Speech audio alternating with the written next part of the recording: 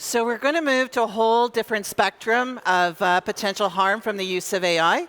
So we're going to move from YouTube recommendations for entertainment and news to the use of lethal weapons. So if I can invite Sue Black, who is a professor of computer science and technology at Durham, to have her and her panelists provide us on this very interesting topic. Hello. Are you going there?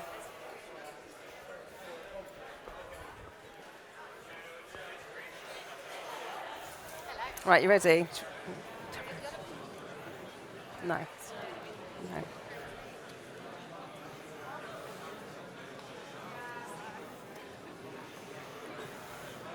Okay, let's get started. We've only got 20 minutes and we've got lots to talk about. So I'm delighted to be chairing this panel today. My name's Professor Sue Black. I'm Professor, thank you very much. I'm Professor of Computer Science and Technology Evangelist at Durham University in the UK.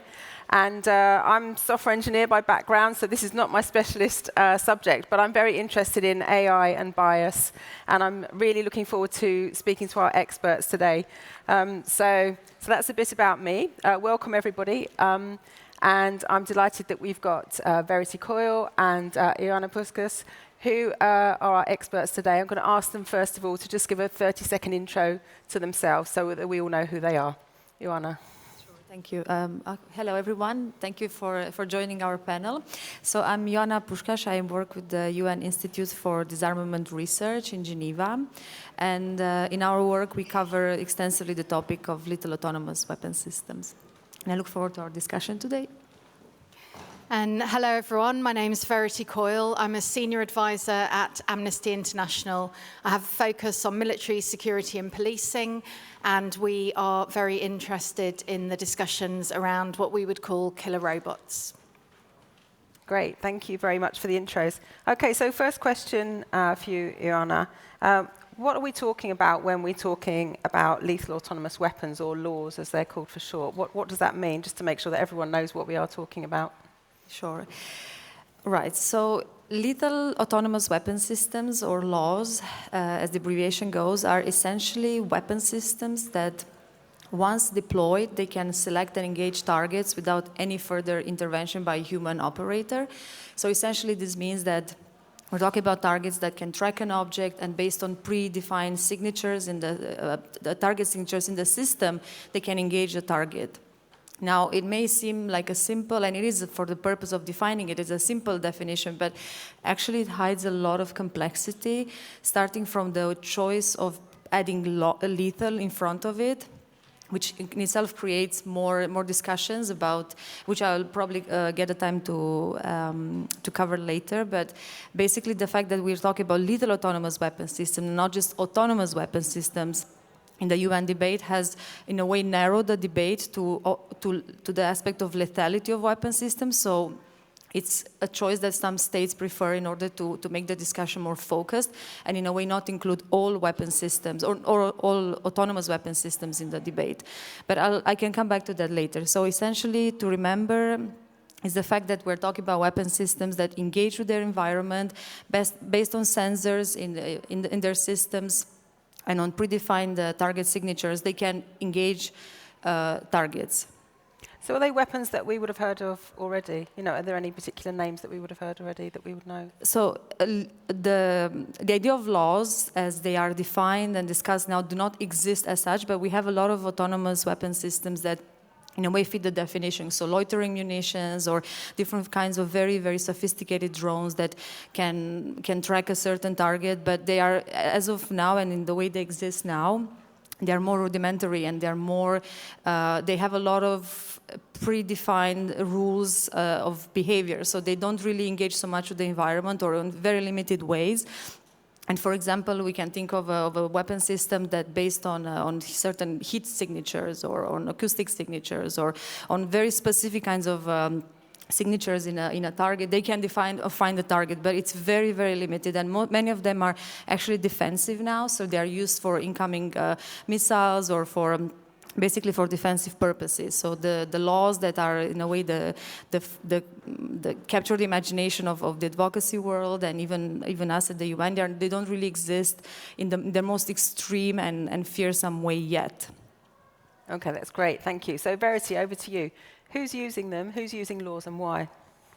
So I think, we're not talking about pink-eyed terminators, and many governments we sit down with will say, we have no intention of creating a pink-eyed terminator, while the Turkish government has created the Kargu-2 drone, which can act autonomously. At the moment, they choose not to flip that switch, but they have the capability.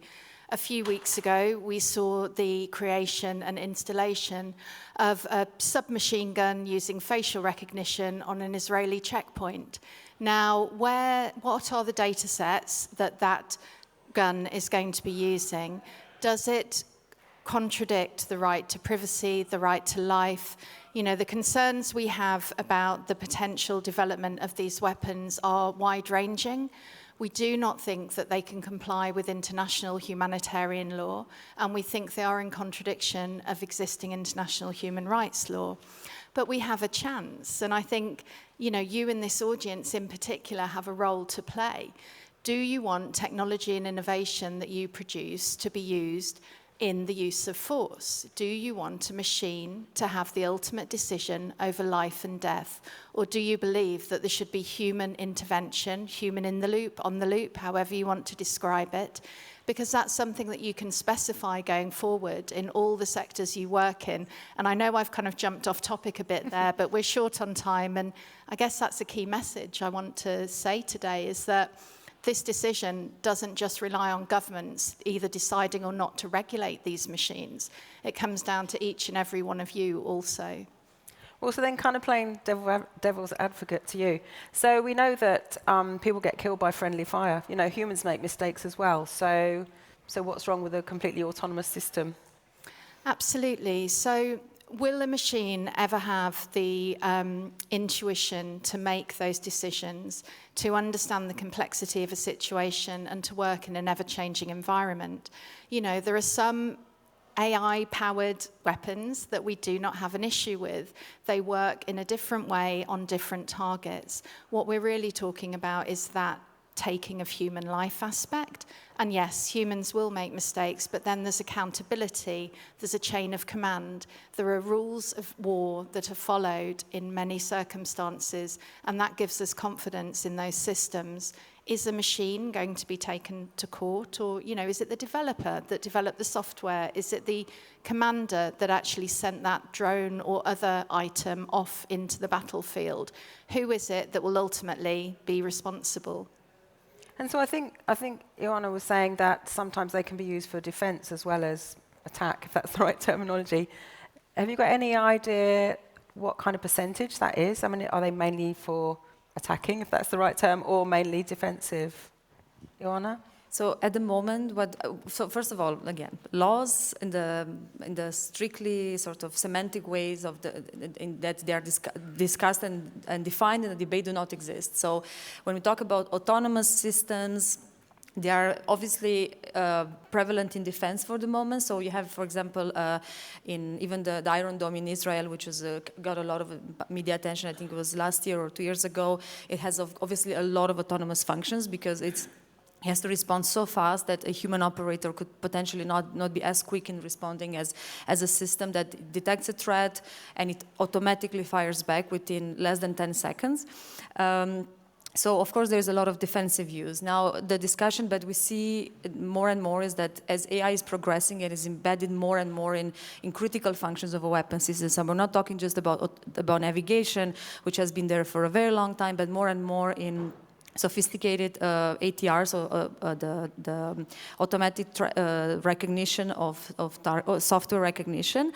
There we see an increasing use of sophisticated AI and even for now not so much, but even some use of machine learning. So you can have, for example, a lot of drone footage that is then trained to identify to find within that footage specific people of interest or objects of interest. But at the moment, there is no system that fires. So they are all that information is presented to an operator who ultimately makes the decision. The fear that exists in this policymaking and advocacy world is precisely of making that jump and having the system do the entire operation. So from tracking to engaging to basically taking life without the human operator being behind that decision. So of course, to sort of add to what Verity was saying, we have a problem of accountability here because it's very difficult in any AI system, and I'm sure there's a lot of even more experts, more expertise voices in the room on AI, but it's very difficult to have an audit trail on AI and go back and see where exactly the system faltered or where it made the wrong decision or where it made a miscalculation, and because they're really talking about black box systems in a way. So it's very, very complicated to trace it back to a point where the system made a mistake. Who was it? Was it the programmer? Was it not tested enough? Did the people who would do procurement in the government did not do their job properly? So there is so much then to unpack and understand where responsibility lies. Whereas in a more traditional sort of killing operation, that you mentioned earlier when you were trying to take the devil's advocate side, it's in a way easier because indeed we can see more clearly who was behind the decision. Right, that's really interesting, isn't it? Yeah, I hadn't thought about that. So what are your organisations trying to do about this? And if we're interested and concerned, what should we be doing? Verity? So the title of this discussion before was, the killer robots are coming, and we changed it to follow the title that's been given at the UN discussions. So within the United Nations, there is the ability to create new law that is legal, that is binding, that is global. And what they're discussing is laws. We would like them to discuss just AWS, autonomous weapon systems, because this issue will not be just confined to armed conflict. When these weapons are created, they will be deployed by police forces, they will be deployed at border security, they will be deployed in all the security settings we know weapons leak into. They will probably then proliferate into armed groups, criminal gangs. It's this kind of exponential threat that happens once you open this box. So we have been campaigning since 2012 with a group of originally 12, and now we're over 100 organisations around the world to stop killer robots. We're calling for a two-track process, one that bans certain types of technology from ever being used, and that's what we're talking about, the stuff that can on its own, select, identify, and trigger the application of force lethally to a human being. But then we want to regulate some other stuff. We think there should be some rules about how it should be used. So it's a prohibition and a regulation-based international treaty that we would like to see established. Currently, 80 governments agree with us. It's not enough. We need some more. You can possibly guess the ones who do not agree with us, and when asked, it's because they will never create a pink-eyed Terminator, but they want to reserve the right to do so. And that is terrifying. This is the new arms race, and the threat, once unboxed, will be catastrophic. With landmines, we had to look at decades of civilian casualty data before governments would agree with us. We don't want to be in the same position with the killer robots. We'd rather have a preemptive piece of legislation that stops us basically destroying each other with this arm's length approach. And Sue, you mentioned just the discrimination, the bias. We are deeply, deeply concerned about how that will play out when it comes to weaponry. So I think there are many concerns, some of which you will be able to better articulate than us. And we just urge you to do so, in any space you can. Think about it, talk about it, and urge governments to do the thing here that will protect us all. We don't want to stifle technology. We don't want to stifle innovation. We just don't want it used in certain ways. Sorry, I'm not going to hand back to you while you're coughing. Yeah, so on my, are you okay? On my side, so I come here as a representative of my organization, which is, as I say, UNIDIR. So we are a research institute embedded in the UN system. Unlike Amnesty and their partners, we don't really do advocacy. It's not in our mandate. And we are really trying to be more neutral in the sense of not taking really clear stances or sort of advocacy stances, because we really function in a UN system. We are constrained in a way by the way the UN works, and it's really not in our mandate. But what we do is we focus a lot of our research on flagging to the international community, to an interested public, the many risks that come with the use of AI in military systems, and also with risks that come with the use of potentially lethal or just autonomous weapon systems. And we focused a lot in our research on the question of human control, which is fundamental here, and different technical aspects of ensuring control over weapon systems. We looked at question of data, so for example, challenges in data sets, in data systems that are involved in targeting.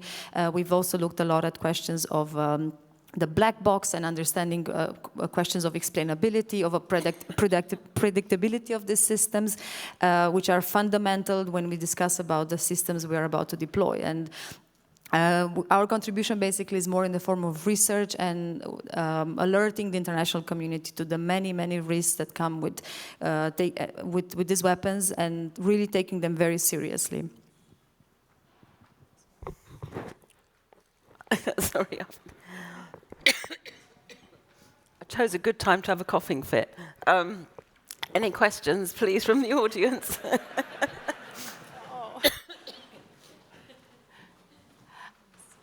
I think there's a microphone coming to you. Is Bruno still with us? Oh. And I know we have just 50 seconds because we have a timer here, but really don't hesitate to approach us in one of the coffee breaks or later, because we're very happy to engage further on this very important topic. Is there any question? We can probably have time for one question in the audience.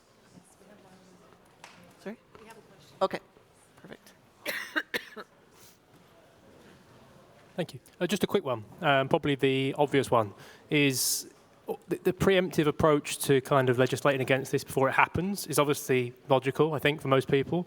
But do you not end up in a situation where countries that do actually choose to follow kind of this legislation end up in vulnerable positions against those that don't? And how do you actually prevent countries that have refused to sign this from building those weapons anyway, and other countries then not being armed accordingly? So it is the ultimate question, and that's why we haven't launched an external process to the UN yet. We would like all states to be involved in the discussion, and currently they are. China is in the room, Russia is in the room, the US is in the room. You know, all of the big armed military countries are there.